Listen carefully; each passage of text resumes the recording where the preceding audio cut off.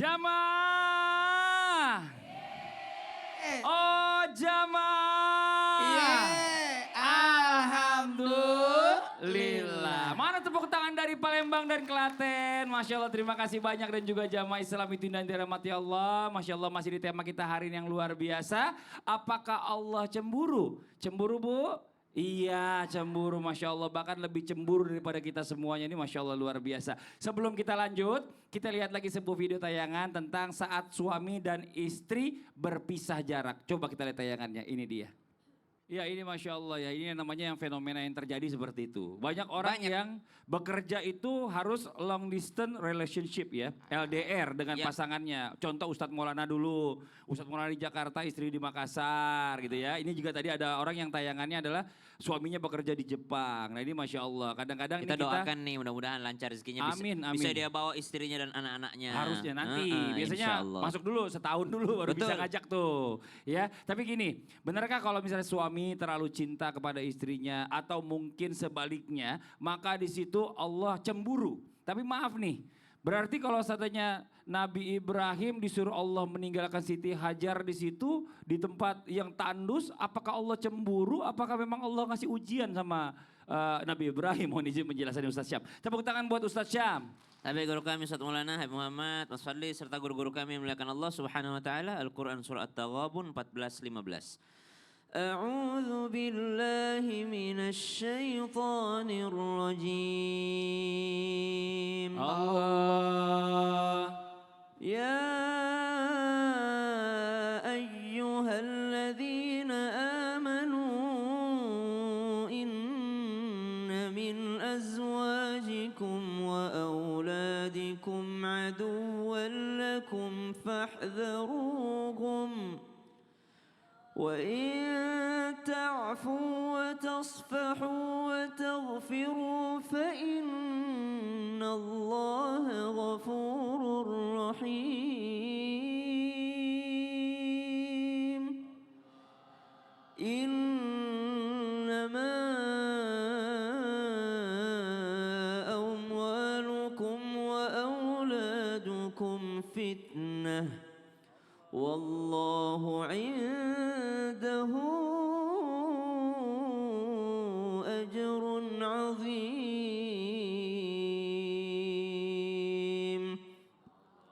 Dalam dua ayat ini disebutkan bahwa kadangkala pasangan dan anak-anak, harta juga menjadi musuh bagi kalian yang menghalang-halangi kalian dari cintanya Allah Subhanahu wa taala. Dalam ayat At-Taghabun 14:15. Tapi bukan berarti seorang suami tidak boleh cinta kepada istrinya.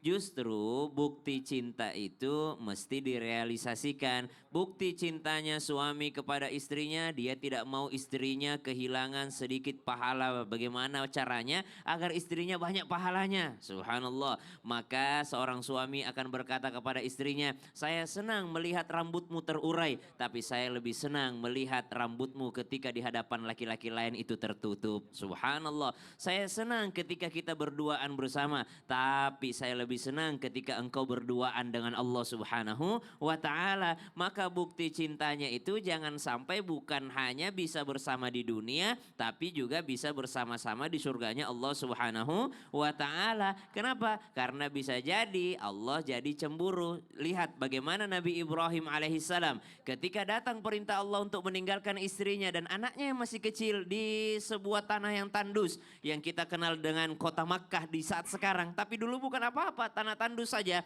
Ketika Siti Hajar berkata, engkau tinggalkan kami di sini, Nabi Ibrahim tidak bergeming. Engkau tinggalkan kami di sini tanpa bekal, Nabi Ibrahim tetap jalan meninggalkan mereka. Tapi ketika Siti Hajar bertanya kepada Nabi Ibrahim, apakah ini perintah Allah? Barulah Nabi Ibrahim turun dari kendaraannya dan menjawab, iya ini perintah Allah. Barulah Siti Hajar mengatakan, idzan la yudayyi'anallah. Kalau memang itu perintah Allah, kami yakin Allah tidak akan pernah meninggalkan kami. Subhanallah. Dari sini kita mengambil pelajaran bagaimana caranya agar suami mencintai istri, istri mencintai suami, tapi tetap dalam cintanya Allah, maka atas perintah Allah Subhanahu wa taala. Jangan sampai cinta menghalangi dari apa yang diperintahkan Allah. Karena cinta juga sama keluarga, cinta sama Allah, makanya ikhtiarnya jauh-jauh nggak apa-apa.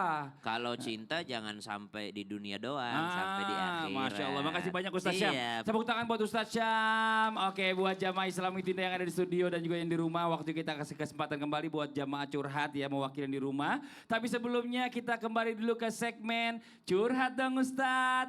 Iya, kami curhat. Yang mau curhat boleh silakan angkat tangannya. Oh, yang dari sini Ibu boleh berdiri Bu ke sini. Ustadz Maulana Habib Muhammad mohon izin boleh ke sini sebentar. Oke, Ibu sini dulu. Sebelah lagi, sebelah saya. Iya. Habib boleh geser sini, Bib. Iya. Silakan Bu. Iya, silakan perkenalkan dirinya Ibu. Assalamualaikum warahmatullahi wabarakatuh. Waalaikumsalam warahmatullahi wabarakatuh. Kenalkan nama saya Ibu Hartini, kami dari Majelis Taklim Al Mukarrom Klaten. Dari Klaten. Dari Klaten, tepuk tangan Dadah buat Ibu dong. Hartini. Sama orang Klaten lagi nonton. Iya. Yang menjadi pertanyaan kami, tetangga kami itu pekerjaannya untuk menghidupi keluarganya itu dengan cara setiap ada orang punya anak kecil itu ada kegiatan akikah, dia itu selalu yang menyembelih.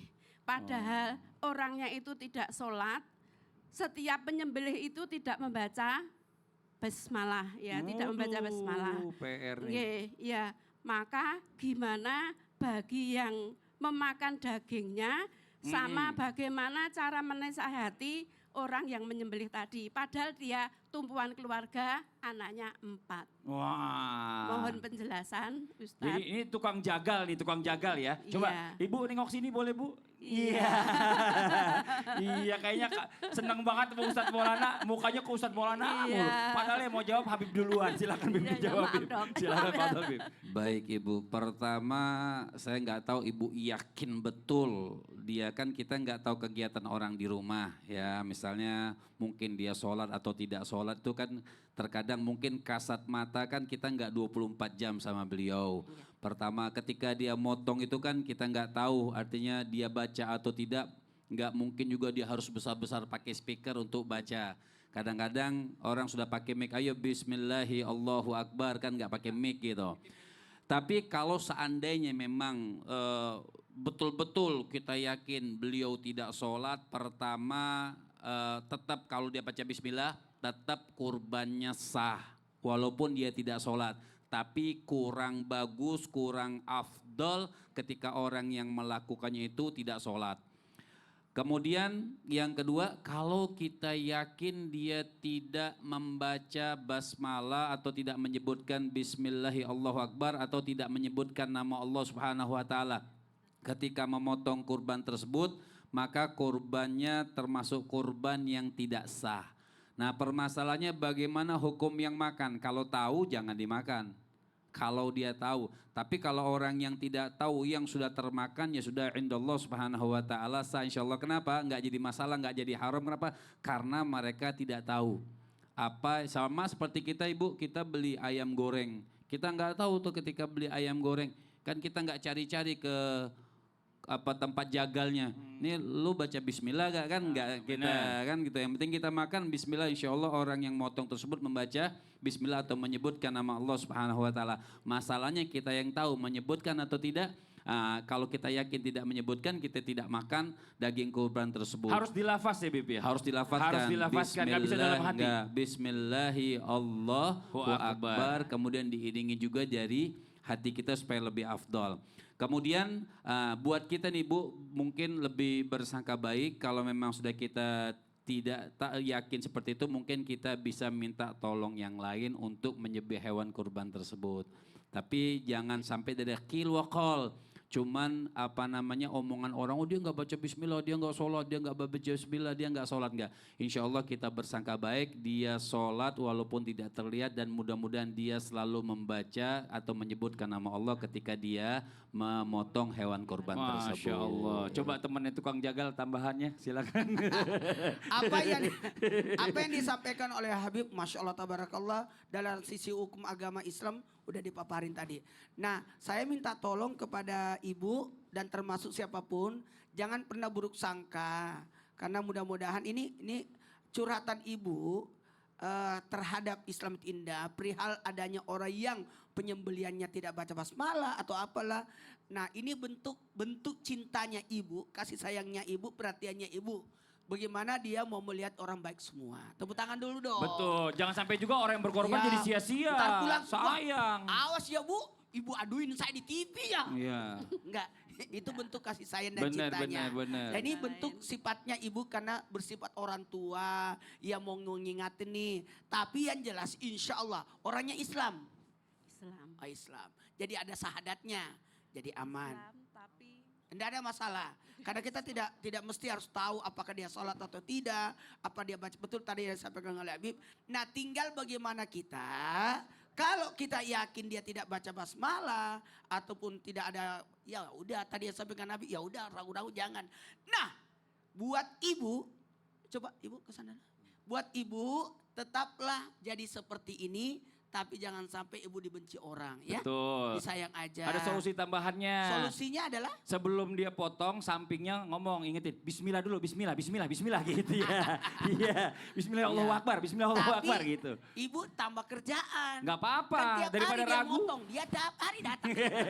Daripada ragu ya Iya. kan, Masya Allah luar biasa. Ya, Nah Bu, ini ya. pelajaran ya buat kita semuanya ya. Kadang-kadang Ya, bentuk kepedulian Ustaz. ini bukan berarti jadi tukang pengaduan.